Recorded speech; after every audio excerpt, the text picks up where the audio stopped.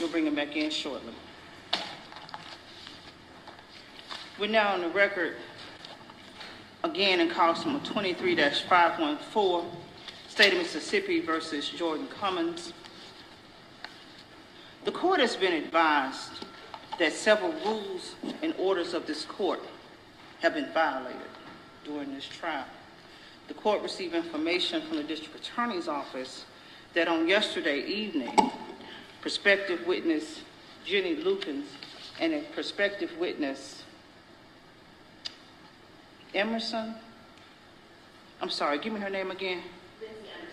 Lindsay Emerson were recorded on a phone call with the jail.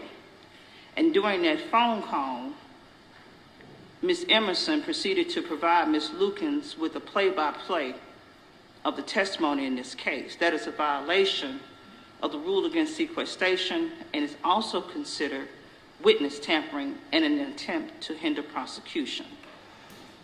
The court has further been informed that on yesterday evening that the mother of the defendant, Mr. Cummins, was on a phone conversation with Mr. Cummins and Ms. Lukens discussing the testimony in this trial.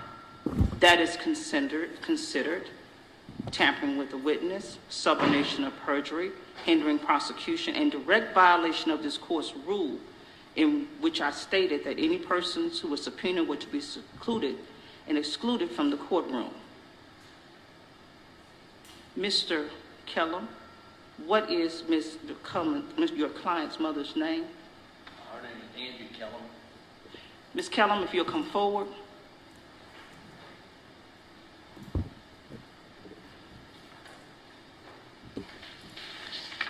Subornation of perjury is a criminal crime. Criminal offense is found in section 97963 of the Mississippi Code. Giving a prospective witness information in regard to the testimony in this trial is also considered tampering with the witness and an attempt to hinder the prosecution of that witness. The court has several options available to it. The first is that the court deems that you have committed criminal violations and you're going to be surrendered into the custody of the Hinds County Sheriff's Department immediately. Upon your release, you are to come back to this court because you're considered to be in contempt, and you'll be given a court date to come back for a hearing to find whether or not you are in contempt of this court's order. Should this court find that you are in contempt, you could be fined and or jailed. The court is directing that until this case is concluded, that you are prohibited from coming to the Hinds County Circuit Court building. Do you understand that? I asked the sheriff to remand her into custody. Judge McDaniel can set a bond on this matter should the state go ahead and file the charges against this defendant for the section she has violated the Mississippi Criminal Code. The Sheriff's Department can take care of that part.